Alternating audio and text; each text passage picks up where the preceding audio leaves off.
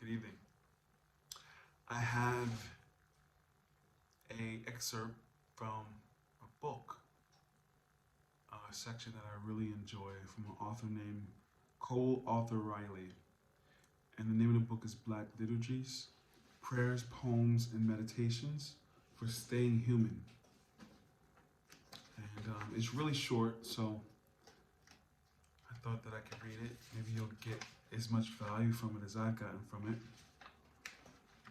Last I read this was probably a year ago, and each time I've read it, it always hits the spot. And it starts off with two quotes, one by James Baldwin and another by Amari Baraka. So James Baldwin quote is, "All art is a kind of confession, more or less opaque.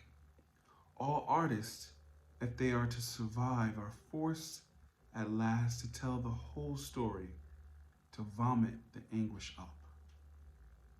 Beautifully written. And this one by Amari Baraka. "The artist's role is to raise the consciousness of the people, to make them understand life, the world, and themselves more completely. This is how I see it. Otherwise, I don't know why you do it." It's beautiful. So this is letter 5 to those brave enough to make, is the title of this section. Okay. "Have I told you that my grandmother was a writer? Her artistry was both purposeful and accidental, like how your breathing deepens when you sit in the right position. It wasn't so much a choice as it was a posture. My whole life I watched strings of words slide out of her like poetry, sparse and intentional. Every pause silencing the room and leaving us to piece ourselves back together, as one often does in the presence of a stark beauty. Standing over my bloodied knees, she told me, 'No one dies tonight. Only petals fall till dawn.' Watching me, waiting for the phone to ring, she told me, 'Don't let that girl be your heir.' After she'd just move on with a shrug as if she didn't notice she'd just sent me home to myself. I think about this. Does the poet necessarily apprehend her power? How much of one's artistry depends on one's belief in it? 9 months ago, my first book was published. Because of the pandemic and my body, my first in-person lecture was just last week. I spoke at this small liberal arts college in Massachusetts, and afterwards an older woman with graying hair and a slowness in her walk came over to me with the book pressed against her chest. She stretched it out to me and and instead of the book, I found our hands tangled up in each other. We didn't let go. She looked me in the eyes, and it felt like looking away would have been a kind of betrayal. So we just stood there swaying and trying not to notice when the book slipped in between us and fell to the table. I won't say precisely what words were spoken, but I will tell you that this woman, at least 40 years my senior, wisdom hanging from her like skin, told me that my writing had changed her life. Now, I could tell you I felt honored as I told her through a grimaced smile, but it was dread I felt. A nagging, desperate dread. The same dread rushed toward me on and off all night, like a tide that leaves you a little further sunken with each departure. Wow. Perhaps it was that I thought this woman deserved something greater than my words to affect her, like my language could never rise to meet the dignity of her. Perhaps it was, as a therapist might suggest, the enduring anxiety of being seen by another, and in some manner encountering myself. Or maybe it was that for all the letters saying that my writing had changed someone, for all the teary-eyed handshakes and pregnant nods, my words that had moved others still hadn't managed to move me. Our survival as artists, as people, depends on our ability to let our own art move us. I gotta read that again. Our survival as artists, as people, depends on our ability to let our own art move us. To believe in beauty without discrimination, even if that beauty is born of you. Again, for that. To believe in beauty without discrimination, even if that beauty is born of you. My grandma was never able to publish a book.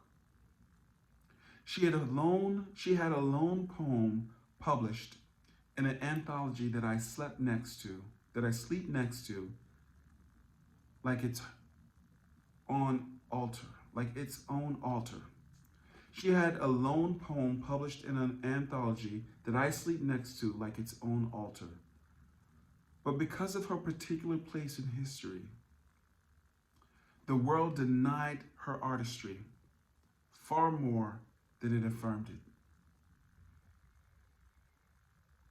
When she told the woman at school that she wanted to be a writer, the woman grinned and suggested that, When she told the woman at school that she wanted to be a writer, the woman grinned and suggested she consider teaching kindergarten.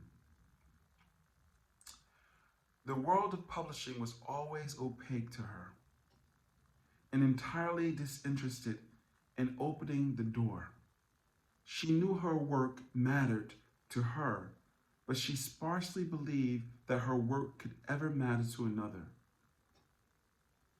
And so I asked myself, what interior stability did it take for my grandma to continue picking up the pen after all those years absent of assurance? How does one retain a fidelity to the art when the world makes no vow to you in return? I think she knew what all enduring artists have known, that the artist's sense of responsibility outweighs their insecurity. That the artist's sense of responsibility outweighs their insecurity. And the beauty of the art transcends anyone's recognition of it. And the beauty of the art transcends anyone's recognition of it. Of all the ways we've learned to occupy ourselves, art requires a distinct mystical courage. I don't know if that word is destined or distinct. I might have spelled it wrong when I typed it.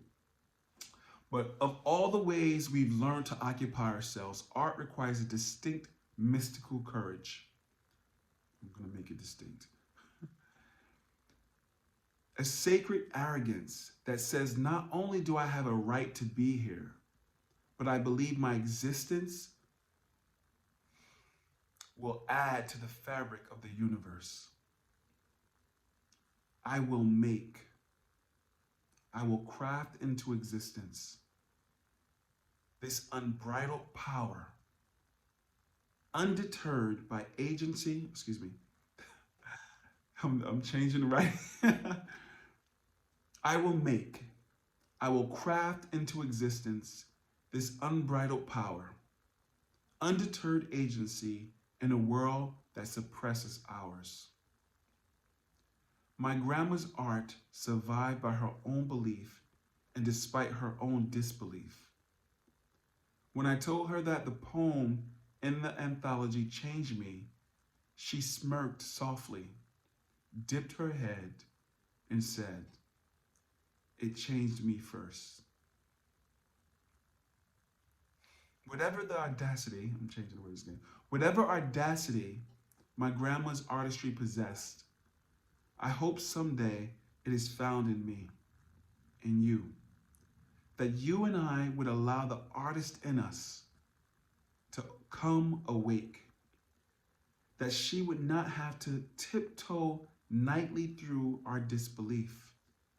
The creativity dwells in you. I only hope it is given enough voice to cause disruption. The sacred arrogance is a revolution in its own right. Signed, Creating with You, C. For Cole Arthur Riley. Black Liturgies. Prayers, poems, and meditations for staying human. I recommend it. It's absolutely gorgeous and inspiring.